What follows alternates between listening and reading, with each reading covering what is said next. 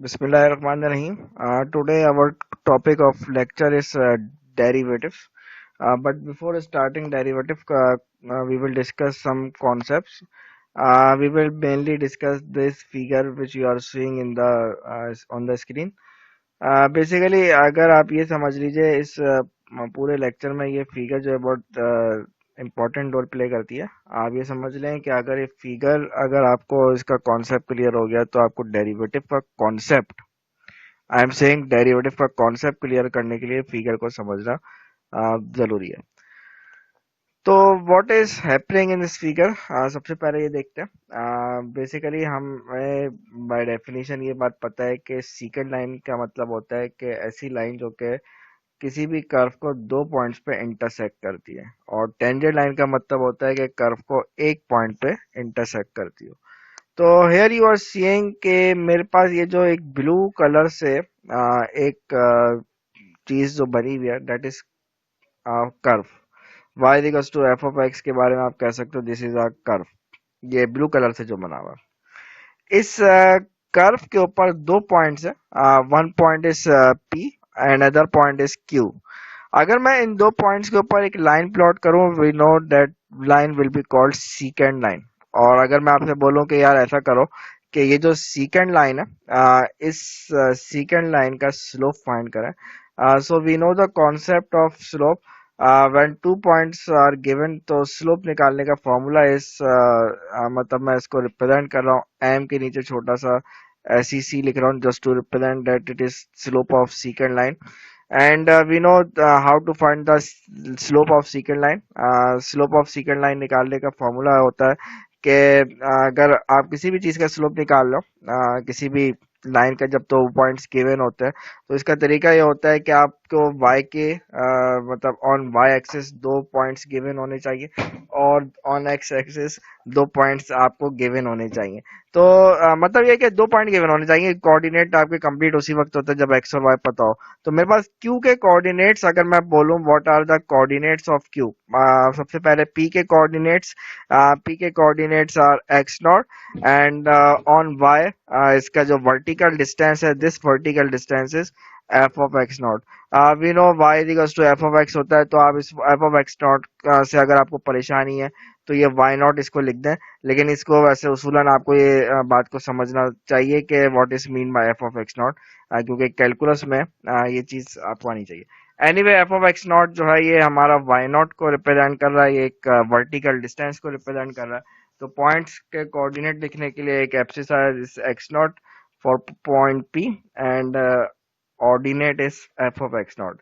Similarly point q की अगर बात करें, पॉइंट q में ओरिजिन से लेके इधर तक का जो डिस्टेंस है उसका नाम सिर्फ x रखा हुआ, एक जनरल फॉर्म में इसका नाम x रख दिया। और this vertical distance from x axis से लेके q तक का जो वर्टिकल डिस्टेंस है that is small F of x, इस नाम से इसको रिप्रेजेंट किया हुआ। तो सीकेंड लाइन का स्लोप निकालने का तरीका हमें पता है कि अगर आप रिकॉल करें स्लोप निकालने का फॉर्मूला होता था y2 minus y1 divided by x2 minus x1। This is the formula of slope. तो यही फॉर्मूला मैं यहाँ पे इम्प्लीमेंट कर रहा हूँ, तो हमारे पास स्लोप आ जाएगा f of x minus f of x not divided by x minus x not. और ये तो खैर स्लोप आ गया। अगर मैं आपसे बोलूं कि यार ऐसा करो कि ये जो लाइन दी हुई है सीकेंड लाइन इसकी इक्वेशन फाइंड करो, you know how to find the line equation of line when two points are given. उसका तरीका कार ये होता है कि y मतलब फॉर्मूला अगर देखें formula is y minus Y naught is equals to m times of x minus X naught, ये फॉर्मूला होता है इसका। तो इस केस में आप y नॉट की जगह पे आप एफ ऑफ एक्स नॉट लिख सकते हैं। और स्लोप क्या है, सीकेंड लाइन का स्लोप ऊपर जो आपने इधर लिखा हुआ है वो लिख लीजिए, और x not is x naught. तो जो ऊपर आपने स्लोप लिखा है वो अगर आप इधर लिख लें तो हमारे पास फाइनली ये चीज हमारे पास मिल जाएगी, equation of secant line. So this is the basic concept. ये तो खैर आपको ऑलरेडी ये चीजें मालूम थी। अब देखें यहाँ पे हम एक चीज लेते हैं, लिमिटिंग केस लेते हैं। फिगर को थोड़ा सा गौर से देखिए। फिगर में अगर मैं एक काम ये करूं कि एक लिमिटिंग केस कंसीडर करूं कि ये जो आपका पॉइंट क्यू है, this point Q is coming close to point P, मतलब अगर ये Q जो है comes close to point P, tends to Q tends to P, मतलब Q का is coming close to P। Q अगर P के क्लोज आना शुरू हो जाए तो मतलब Q अभी यहाँ पे आहिस्ता आहिस्ता अगर ये क्लोज आना शुरू हो जाए तो ये एरो जो इधर व्हाइट कलर से बनी हुई आपको देख रहे हैं, इसमें भी यही हो रहा है कि जैसे जैसे क्यू ये क्लोज आएगा तो ये सेकंड लाइन भी उस ऊपर की तरफ जाना मतलब ट्रांसलेट करना शुरू कर देगी। अभी ये सेकंड लाइन यहाँ पे बनी हुई है पी क्यू के दरमियान, जैसे जैसे क्यू क्लोज आएगा ये सेकंड लाइन जो है ये जैसे फॉर एग्जांपल आपका क्यू यहाँ पे पहुंच गया लेट से, तो अब आपके पास अगर आप सेकंड लाइन बनाओ, सॉरी, तो लेट सपोज मैंने कहा क्यू आहिस्ता आहिस्ता close coming close to P, तो अभी ये क्लोज टू पी आया तो सेकंड लाइन आप देख रहे हैं ग्रीन कलर से जो मैंने बनाई है, सेकंड लाइन कुछ इस तरह से बन जाएगी। तो जैसे जैसे क्यू के पी के क्लोज आते जाएगा सेकंड लाइन जो है आपके पास इस डायरेक्शन में ट्रांसलेट होना शुरू हो जाएगी।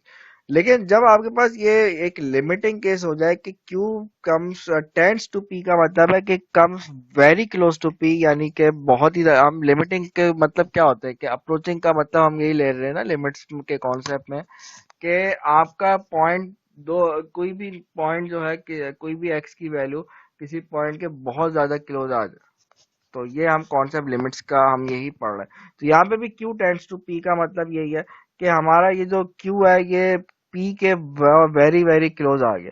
जब ये Q P के वेरी क्लोज आ जाएगा तो ये सेकंड लाइन जो है टेंजेंट लाइन पे अप्रोच कर जाएगी, यानी कि आप ये कह सकते हो कि ये सेकंड लाइन जो है ये सेकंड लाइन भी टेंजेंट लाइन पे अप्रोच कर जाएगी। ये एक बात हो गई।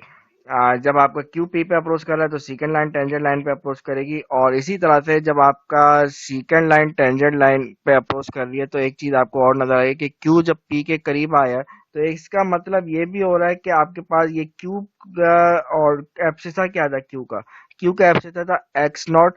तो यानी कि एक चीज आपको ये भी नजर आई है कि क्यू का एब्सिसा वॉज एक्स एक्स, और क्यू का एब्सिसा वॉज एक्स, तो your X is approaching to X naught.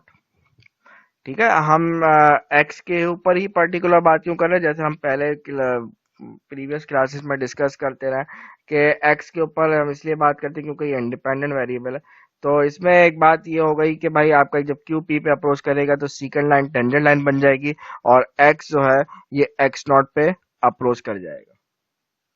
तो ये एक बड़ा इंपॉर्टेंट चीज है, यानी कि हमें एक लिमिटिंग केस मिल गया। यानी कि अगर मैं आपसे बोलूं कि यार ऐसा करो कि स्लोप निकालो टेंजेंट लाइन का, now we will find the slope of tangent line, तो टेंजेंट लाइन का स्लोप क्या बन जाएगा अकॉर्डिंग टू दिस कॉन्सेप्ट।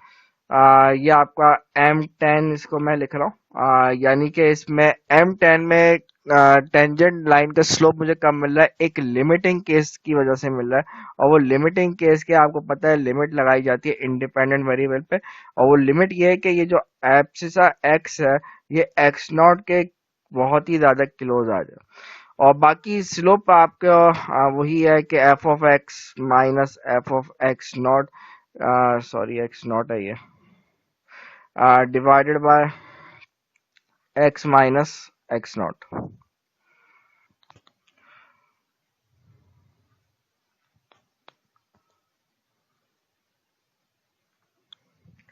तो ये आपका स्लोप का फॉर्मूला हो गया। अगर फिर इसी तरह से आपसे कहा जाए कि ऐसा कीजिए कि आप इक्वेशन ऑफ टेंजेंट लाइन मालूम कीजिए, मतलब equation of tangent lines find कीजिए, तो इक्वेशन ऑफ टेंजेंट लाइन निकाल लियो व्हेन स्लोप इज गिवन, तो इसका formula we know y minus Y naught की जगह आप एफ ऑफ एक्स नॉट भी लिख सकते हैं। वी नो वाई नॉट और F of x naught are same things, तो y minus Y naught is equals to M10 x minus X naught. What is M10, ये एक लिमिटिंग केस के फॉर्मूले से निकलेगा।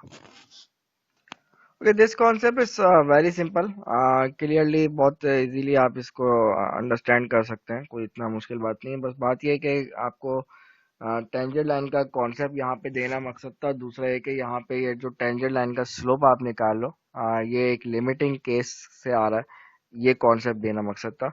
और यही टेंजेंट लाइन का जो आप स्लोप निकालो, यही कॉन्सेप्ट आगे जाके डेरिवेटिव पे चला जाता है।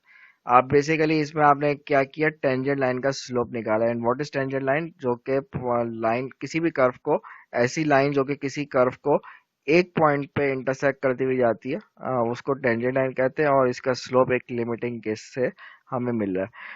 तो बहरहाल आपने ये जो स्लोप का फॉर्मूला निकाला है, इस स्लोप के फॉर्मूले को कुछ लोग इसमें कुछ खास तरह की सब्स्टिट्यूशन करके इसकी एक और फॉर्म भी लिखी जाती है। हम ये करते हैं कि ये अगर मैं इसको इक्वेशन नंबर 1 का नाम दे दूं, अगर मैं एक सब्स्टिट्यूशन यूज कर लूं, h is equal to X minus X naught के नाम से, तो इससे होगा ये कि आपके पास अगर जहां जहां पे x आ रहा है, अगर मैं यहां से x की वैल्यू निकालूं, x की वैल्यू क्या आ जाएगी? आप कहोगे कि इसमें एक्स नॉट प्लस एच इसकी वैल्यू आएगी। तो इक्वेशन नंबर 1 जो आपके पास लिखी हुई है, उसकी फॉर्म क्या बन जाएगी?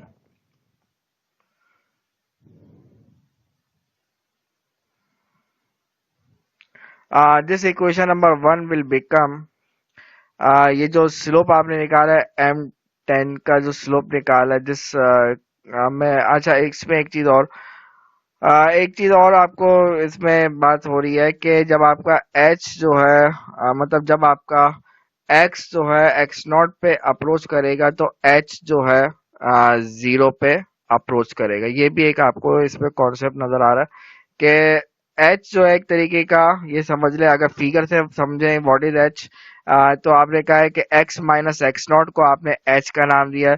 तो ये डिस्टेंस बहुत, x जो है x नॉट पे क्लोज आ गया, तो x एक्स नॉट के बहुत क्लोज आ जाएगा, तो ये डिस्टेंस क्या हो जाएगा? टेंड्स टू जीरो हो जाएगा, अप्रोचेस टू जीरो हो जाएगा। तो ये कॉन्सेप्ट आपको फिगर से भी समझ में आ रहा है, और इसी तरह से ये कॉन्सेप्ट हमें अल्जेब्रिकली भी क्लियरली समझ में आ रहा है। तो ये लिमिट क्या बन जाएगी? h टेंड्स टू जीरो, और f of x, what is x? x के बारे में हमने कहा है this is x not plus h, और minus f of x not divided by x minus X not की जगह पे h। तो equation of sorry slope of tangent को हम इस तरह की लिमिटिंग केस से भी रिप्रेजेंट करते हैं। तो अगर आपको कभी भी कोई कर्व दे के इक्वेशन दे दी जाए, और पॉइंट एक्स नॉट क्या है? ये कोई पॉइंट है जिसके ऊपर आपको स्लोप की वैल्यू निकालनी है। What is x not? यानी कि मैं इसको कहूंगा कि what is this thing? This is slope of curve, sorry, slope of tangent line of curve y is equals to f of x। f of x के ऊपर एक कोई पॉइंट है x is equals to X naught के नाम से, उसके ऊपर जो टेंजेंट लाइन बन रही है x is equals to X naught के ऊपर, ये उसके स्लोप को रिप्रेजेंट कर रहा है। क्या चीज? M10 उसको रिप्रेजेंट कर रहा है। तो कभी भी आपको कोई कर्व दे दिया जाए y is equals to F of X के नाम से, आप उसका स्लोप इजीली फाइंड कर सकते हैं, गिवन दैट उसका एक पॉइंट भी आपको गिवन हो, तो उससे आप इजीली स्लोप निकाल सकते हैं। So let's do an example for this. आपको इस केस में, इस एग्जांपल में y equals to X square दिया हुआ है। तो for the formula we know the formula is, इसका टेंजेंट लाइन का, इसमें बल्कि एक काम ये करते हैं, ये मेरे पास formula, we have the formula limit. अच्छा, ये आपके पास चॉइस है, आप ऊपर दो फॉर्मूला जो मैंने लिखे हैं वो आप कोई सा भी यूज कर सकते हैं। मैं इसमें नीचे वाला जो लेटेस्ट फॉर्मूला हमने लिखा है, मैं उसको यूज कर रहा हूँ। This is the formula F of x not plus h minus f of x not. सबसे पहले अगर देखा जाए व्हाट इज द फॉर्मूला, इस फॉर्मूले के अकॉर्डिंग हमें क्या क्या चीजें रिक्वायर्ड है, इस फॉर्मूले के अकॉर्डिंग देखा जाए what is F of X, we have F of x is equals to X square. So what will be F of x naught? F of x naught will be X naught का square. अच्छा, मैं इसमें दो तरीके से काम किए जा सकते हैं। आप इसमें एक्स नॉट की चाहे तो शुरू में ही वैल्यू सब्स्टिट्यूट कर दें, एक्स नॉट की जगह पे 3 पुट करना चाहे कर सकते हैं, लेकिन मैं इसमें काम ये करूंगा, इसको जर्नलाइज एक्स नॉट की फॉर्म में इसको रखूंगा सवाल को, पूरा आंसर एक्स नॉट की फॉर्म में निकालूंगा। जब फाइनली आंसर आएगा उसमें, फिर फाइनली जो आंसर आएगा उसमें एक्स नॉट की वैल्यू मैं पुट करूंगा। इसका फायदा ये होगा कि कभी कभार कुछ एग्जाम्पल ऐसी होती हैं जिसमें मल्टीपल एक्स नॉट होते हैं। पार्ट ए दे दिया, उसमें एक्स नॉट 3 दे दिया, फिर पार्ट बी में एक्स नॉट 2 दे दिया, फिर पार्ट फॉर एग्जाम्पल सी के अंदर कुछ और एक्स नॉट दे दिया। तो हर दफा आपको रिपीटेडली ये काम नहीं करना पड़ेगा। आप एक दफा पूरा सवाल सॉल्व कर लो in terms of x nought, फिर आप फाइनली पार्ट एबीसी में just put the value of x nought and get the answer. ये मेरा एक तरीकेकार है, तो ये मैं इसको फॉलो कर रहा हूँ इस बात को। अच्छा, ये F of x is equal to X square हो गया, और इसमें F of x not is equal to X naught का स्क्वायर हो गया। Similarly F of x not plus H क्या हो जाएगा? F of x not plus H will be equals to, sorry, X not plus H का whole square. मतलब ये just finding the value of the function. जिस तरह आप निकाल तो एक्स की जगह एक्स नॉट प्लस एच आ गया, तो जहां जहां फंक्शन में एक्स आ रहा था उसकी जगह पे एक्स नॉट प्लस एच को मैंने पुट कर दिया। तो अगर मैं इसको इक्वेशन नंबर 1 का नाम दे दूं, तो इक्वेशन नंबर 1 में we are putting the values. m10 is equals to limit h tends to 0,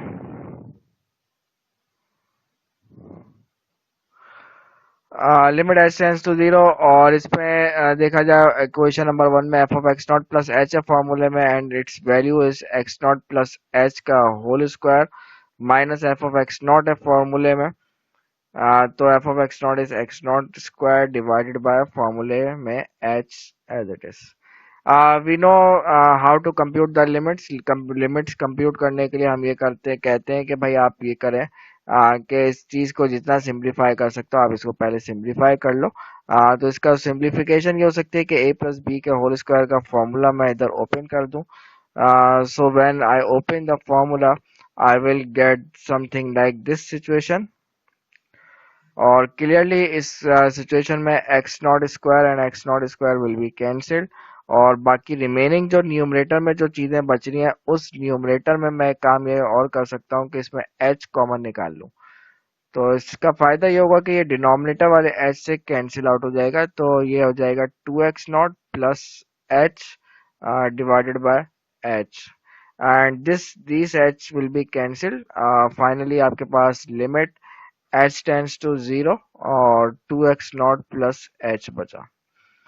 अब आप इसमें लिमिट अप्लाई कर दें, इसमें फर्दर और कोई सिंप्लीफिकेशन नहीं हो सकती है। We will apply limits here. Limit apply करोगे तो जहां जहां एक्स नॉट, सॉरी, एच आ रहा है, जहां जहां एक्स एच आ रहा है उस एच की जगह पे लिमिट अप्लाई हो रही है एच के ऊपर। तो जहां जहां पे एच आ रहा है उसकी जगह पे क्या कर देंगे? 0 पुट कर देंगे, तो मेरे पास फाइनली सिर्फ और सिर्फ 2x नॉट बचेगा। तो what is this? This is the slope of tangent. ये एक जनरल फॉर्मूला आपको मिला टेंजेंट का। जब curve y equals to X square दिया हुआ तो उसका जनरली टेंजेंट 2x नॉट होगा जब y equals to X square curve है। तो what is x naught? We have हमारे पास क्वेश्चन में what is the X naught? Let's see. X naught given to us is x naught is this thing. This is your x naught. तो x naught is 3. So x naught 3 है, तो मैं finally हमारे पास finally जो answer आया है उसमें x naught की जगह वैल्यू पुट कर दें।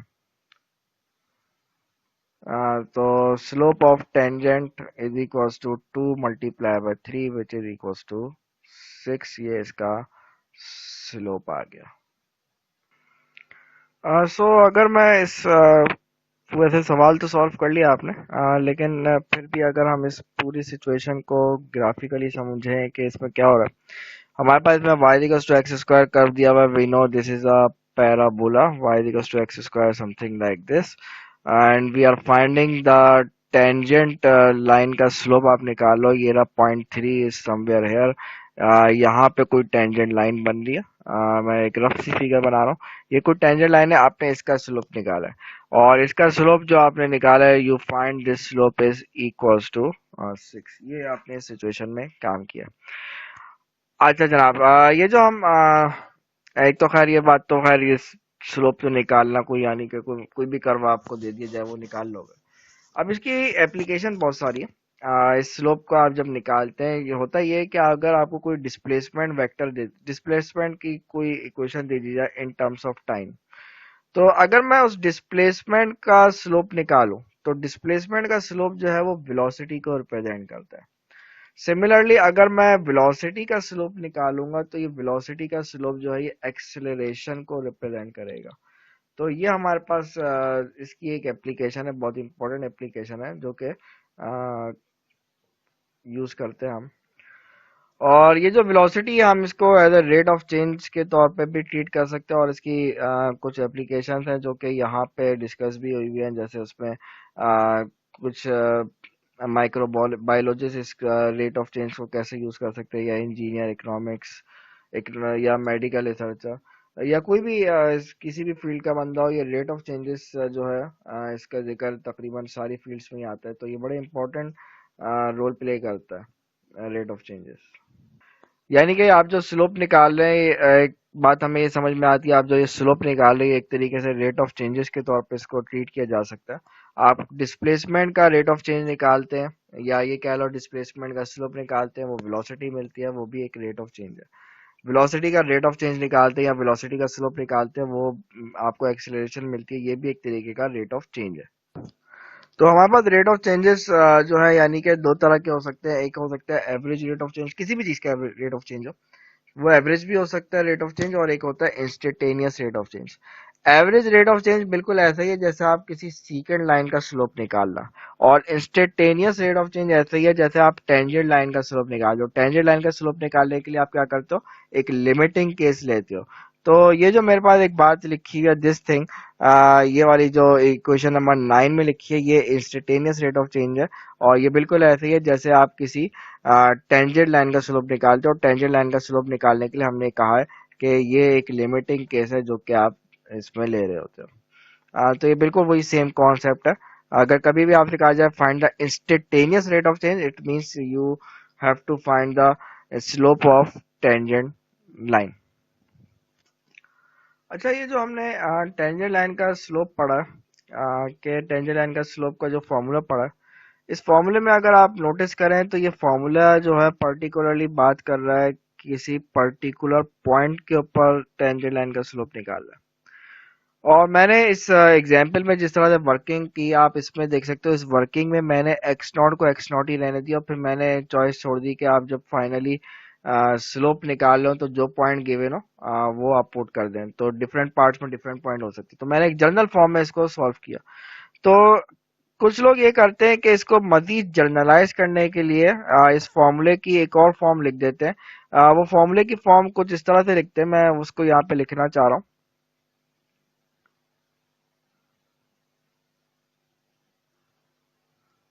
इस फॉर्मूले की एक जनरल फॉर्म लिख देते हैं कि एक्स नॉट को एक्स नॉट से ही रहने देते हैं, मतलब replace X naught by X naught. तो मेरे पास ऊपर जो फॉर्मूला लिखा हुआ है, उस फॉर्मूले की जो फॉर्म बन जाती है वो limit H tends to zero, F of x naught को एक्स कर दे, और क्योंकि एक जनरलाइज फॉर्मूला लिख दिया कि भाई कोई भी पॉइंट आ जाए, x x is any point, minus f of x divided by h. तो what is this, this is slope of tangent line, के ऊपर हम बात कर चुके हैं। और यही चीज जो है, हम जब इसको जनरल फॉर्म में कहते हैं, इसको हम कहते हैं this is f prime of x भी इसको लिखा जाता है, और इसको d y by d x भी लिखा जाता है। और यही चीज का नाम जो है, ये जो चीज हमने यहाँ पे लिखी है, this is called derivative of function. मतलब यही जो आपने बात लिखी है, this is called derivative of function. तो मगर अगर अगर आपसे कभी भी बात पूछी जाए कि what is do you mean by derivative of function, you will say that if this limit exist then we say the function is said to be differentiable. मतलब इस प्रोसेस को, जिस प्रोसेस में आप फंक्शन का डेरिवेटिव निकालते हैं, उस प्रोसेस को आप डिफरेंशिएशन का नाम देते हैं। जिस जिस प्रोसेस को यूज करके आप डेरिवेटिव निकाल रहे, उस प्रोसेस का नाम डिफरेंशिएशन कहलाता है। और जब आपके पास ये लिमिट एग्जिस्ट करती है, व्हेन दिस लिमिट एग्जिस्ट, अगर ये लिमिट एग्जिस्ट कर जाए, तो हम ये कहेंगे कि function is said to be differentiable, function is differentiable कहलाएगा। और लिमिट की एग्जिस्टेंस कैसे चेक की जाती है, ये बात हम ऑलरेडी ये बात डिस्कस करते रहे पीछे लिमिट्स के चैप्टर के अंदर। तो मतलब फंक्शन का डेरिवेटिव निकालना बिल्कुल ऐसे ही है जैसे टेंजेंट लाइन का स्लोप निकालना। इसी वजह से हम ये कहते हैं कि what does d y by d x भी इसकी एक नोटेशन है डेरिवेटिव की, और एफ प्राइम ऑफ एक्स भी नोटेशन है। तो यानी कि एक बात हमें समझ में आती है कि ये जो d y by d x या f prime of x basically क्या रिप्रेजेंट करता है। डेरिवेटिव तो है ये, नो डाउट, लेकिन ज्योमेट्रिकली इसकी इंटरप्रिटेशन ये है कि this is representing slope of tangent of y is equals to F of x. इसको रिप्रेजेंट कर रहा होता है dy by d x. Well let's solve an example. इसमें आपको एक पार्ट ए में ये कहा हुआ है कि find the derivative of a sorry find the derivative with respect to x of given function, और देन पार्ट बी में ग्राफिंग के हवाले से कोई बात कर रहा है। पार्ट बी बात की बात है, पहले पार्ट ए देखते हैं। पार्ट ए सॉल्व करने के लिए हमें सबसे पहला काम ये करना है कि डेरिवेटिव निकालने का अगर फॉर्मूला देखें तो we know the derivative d y by d x, इसको एफ प्राइम ऑफ एक्स भी लिखा जाता है। इसका formula is limit H tends to zero F of x plus h minus f of x divided by h. This is the formula, और इस फॉर्मूले के according we have F of x given to us. इस फॉर्मूले में f of x पता है, H तो खैर एच ही होता है। F of x plus f of x is x cube minus x which we have given. और अब अगर मैं अकॉर्डिंग टू फॉर्मूला मुझे रिक्वायर्ड है f of x plus h, so this is the value of the function. मतलब ऐसे ही जैसे value of the function आप निकालते हो, तो एक्स जहां जहां पे आ रहा है उसकी जगह पे आप ये फॉर्मूला पुट कर दे। X cube x plus H का होल क्यूब हो जाएगा इसकी जगह पे, और माइनस एक्स की जगह पे माइनस एक्स माइनस एच आ जाएगा। तो एक्स प्लस एच का होल क्यूब जो है, अगर इस पे फॉर्मूला ओपन करें तो this will be x cube plus H cube, और बाकी रिमेनिंग इसमें फॉर्मूला इस पे हो जाएगा plus three x square H और प्लस थ्री,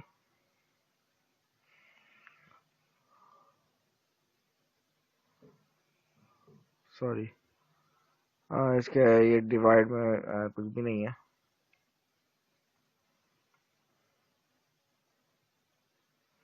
नाउ अब जो है हम काम ये करेंगे कि हमें करना ये है कि फॉर्मूला जो हमें दिया हुआ है, जिस फॉर्मूला नंबर वन, अगर मैं इस इक्वेशन नंबर वन में इन तमाम वैल्यूज को सब्स्टिट्यूट कर दूं, तो f prime of x will be equals to limit H tends to zero F of x plus h की जगह पे ये पूरी वैल्यू जो आपने पूरी सिंप्लीफाई की हुई है, इस वैल्यू को पूरा सब्स्टिट्यूट कर देते हैं F of x plus h की। ये पूरी वैल्यू आपके सामने जो हमने अभी सब जो है सिंप्लीफाई करके लिखी है, थ्री एक्स स्क्वायर एच और प्लस थ्री एक्स एच का square minus x minus H. Okay, और इसी तरह F of x, what is F of x? F of x जो है हमें दिया हुआ एक्स क्यूब माइनस एक्स, तो एक्स क्यूब माइनस एक्स की जगह पे मतलब ये हो जाएगा minus x cube plus x, because ये माइनस से मल्टीप्लाई होके इनके साइन दोनों के चेंज हो जाएंगे। एक्स क्यूब माइनस एक्स में एक्स क्यूब के साथ माइनस आ जाएगा और एक्स के साथ प्लस का साइन आ जाएगा। Here you see that x cube will be cancelled with minus x cube, and this minus x will be cancelled with plus x, और जो रिमेनिंग टर्म्स हमारे पास हैं उन रिमेनिंग टर्म्स में हमारे पास limit h tends to zero, और remaining terms में अगर आप देखो इस सब में एक h कॉमन आ रहा है जो रिमेनिंग टर्म्स है, तो एक h इन सब में से कॉमन निकाल लेते हैं। बाकी हमारे पास इधर एच स्क्वायर बचेगा, इधर थ्री एक्स स्क्वायर बचेगा, और सिमिलरली यहाँ पे थ्री एक्स एच हो जाएगा और यहाँ पे माइनस वन हो जाएगा, whole divided by h. here h will be cancelled with h, and if you apply limits here after this simplification, आप लिमिट्स अप्लाई करोगे तो लिमिट्स अप्लाई करने के लिए क्या करोगे, जहां जहां पे एच आ रहा है उसकी जगह पे 0 पुट कर दो, तो ये first term will be 0, 3x² बचेगा सिर्फ, और again third term will be 0, और यहाँ पे -1 बचेगा। तो एफ प्राइम ऑफ एक्स जो है, यानी कि डेरिवेटिव जो हमें निकाला था जो गिवन फंक्शन का बाय यूजिंग डेफिनेशन जो हमने निकाला है, वो आपने इसको यहाँ पे निकाल लिया। सेकेंडली पार्ट बी में इसकी ग्राफिंग के हवाले से बात कर रहा है। ग्राफिंग आपको क्या करना है, इसमें क्वेश्चन के अंदर आपसे कह रहा है कि ग्राफ आप बनाओ, एफ का भी ग्राफ बनाना है और एफ प्राइम का भी ग्राफ बनाना है, दोनों ग्राफ्स आपको प्लॉट करने हैं। तो देखते हैं। ओके, पार्ट बी में हमसे कहा गया था कि आप ग्राफिंग करें, एफ और एफ प्राइम दोनों का ग्राफ प्लॉट करें और उसको डिस्कस करना है कि इसके अंदर ग्राफिंग के अंदर हो क्या रहा है। तो देखिए, आपके पास एक है ग्राफ एफ ऑफ एक्स का, एफ ऑफ एक्स फंक्शन जो दिया हुआ है डेट इज x³ - x, और दूसरा ग्राफ इज एफ प्राइम का ग्राफ, और एफ प्राइम जो आया हमारे पास वो 3x² - 1 आया। We know 3x² - 1 will be parabola, ठीक है ना, पैराबोला, और इसमें 3 जो मल्टीप्लाई हो रहा है, ये 3 जो है हमें वी नो कि ये क्या रोल, स्ट्रेचिंग और कंप्रेशन का जो कॉन्सेप्ट हम पढ़ चुके हैं, यहाँ पे वही सेम कॉन्सेप्ट यहाँ पे यूज करते हुए, और -1 जो है ये ट्रांसलेट कर रहा है। ये इस कॉन्सेप्ट को यूज करते हुए मैंने एफ का ग्राफ बना लिया। सिमिलरली x³ का ग्राफ -x³ - x का ग्राफ जो है वो रेड कलर से बना हुआ है, और सॉरी 3x² - 1 जो इसका डेरिवेटिव है, ये ब्लू कलर से मैंने इसको बनाया हुआ है। अच्छा, अब इसमें डिस्कशन इन्होंने करने का कहा हुआ है। देखिए, होता ये है कि स्लोप पॉजिटिव होने का मतलब ये होता है कि एक्यूट एंगल बनेगा। ये चीज हम ऑलरेडी अपनी क्लासेस के अंदर डिस्कस करते रहे कि when slope is positive then it means it is acute angle. और आप यहाँ पे देख रहे हो कि ये जो आपका पॉइंट है, दिस पॉइंट, इस पॉइंट के बाद जो है फंक्शन इंक्रीज हो रहा है, मतलब फंक्शन यहाँ पे इंक्रीज हो रहा है। हर दफा यहाँ पे हर पॉइंट पे फंक्शन इंक्रीज हो रहा है। इंक्रीज होने का मतलब यहाँ पे क्या हो रहा है कि स्लोप जो है उसका एक्यूट एंगल बन रहा है। तो स्लोप एक्यूट एंगल होने का मतलब है कि स्लोप विल बी पॉजिटिव, यानी कि इस डायरेक्शन में जा रहा है। अच्छा, इसी तरह से आप जब इस पॉइंट के बाद बात करें, ये जो पॉइंट मेरे पास है, अगर आपको इसमें देख रहे हैं मेरे कर्सर को गौर से देखें, तो यहाँ पे इस पॉइंट के बाद आपका फंक्शन रेड कलर से जो फंक्शन बना हुआ है ये डिक्रीज हो रहा है। फंक्शन डिक्रीज होने का मतलब है कि यहाँ पे हर पॉइंट पे ऑब्ट्यूज एंगल बन रहा है उसका। तो इसका मतलब है कि यहाँ पे अगेन स्लोप यहाँ पे डिक्रीज हो रहा है। इस वजह से हम कह रहे हैं कि स्लोप इस नेगेटिव है, स्लोप यहाँ पे नेगेटिव है। और मतलब इस पॉइंट के बाद अभी आप देख रहे हैं फंक्शन डिक्रीज हो रहा है, तो यहाँ पे जो है ऑब्ट्यूज एंगल बन रहा है। तो इसी तरह से स्लोप जहाँ पे 0 है, एफ प्राइम यहाँ पे 0 है, इस पॉइंट पे जहाँ पे एक्स एक्सिस को टच कर रहा है वहां पे स्लोप 0 है। तो स्लोप वहां पे 0 है, तो इधर भी आप देख रहे हो कि वहां पे बेसिकली हॉरिजॉन्टल टेंजेंट बन रहा है। हॉरिजॉन्टल टेंजेंट बनने का मतलब यही है कि स्लोप 0 है। तो स्लोप 0 है, तो इसका मतलब है कि ये वहां पे एक्स एक्सिस को, एफ प्राइम का ग्राफ एक्स एक्सिस को वहां पे टच कर रहा होगा। तो ये इस ग्राफ के मीनिंग है जो कि हमने इसमें डिस्कस किया। अच्छा, ये मैंने कुछ एग्जांपल्स यहाँ पे सॉल्व करी डेरिवेटिव और स्लोप ऑफ टेंजेंट के हवाले से। स्लोप ऑफ टेंजेंट बोले या डेरिवेटिव बोले, वी नो द इनका कॉन्सेप्ट वही है। इनकी कुछ एग्जांपल की अब मैं लेक्चर को यहाँ पे वाइंड अप कर रहा हूँ, और आखिर में जाते जाते वही सेम बात बोलूंगा जो मैं हर लेक्चर के एंड में बोलता हूँ कि देखें, ये मैथमेटिक्स में आपको प्रैक्टिस की ज़रूरत है। सिर्फ लेक्चर की एग्जांपल्स पे इक्तिफा नहीं कीजिए, इन पे खुद भी कुछ एग्जांपल्स हैं वो सॉल्व ज़रूर कीजिएगा ताकि आपके कॉन्सेप्ट्स क्लियर हो। नेक्स्ट लेक्चर में हम इंशाल्लाह डेरिवेटिव्स के कुछ रेडीमेड फार्मूलाज हैं, वो फार्मूलाज बेसिकली यही जो डेरिवेटिव की जो लिमिट्स का जो फार्मूला इसी से ड्राइव हुए हैं वो सारे फार्मूला, हम उन रेडीमेड फार्मूलाज को यूज करके फंक्शन के डेरिवेटिव्स को फाइंड करेंगे। तो ये नेक्स्ट क्लास में इंशाल्लाह काम करेंगे। जब तक आप लोग से मैं यही रिक्वेस्ट करूंगा आखिर में कि इनकी फर्दर एग्जांपल्स एक्सरसाइज में से, बुक में से इसको जरूर कीजिएगा। तो डेट्स ऑल फॉर टुडे।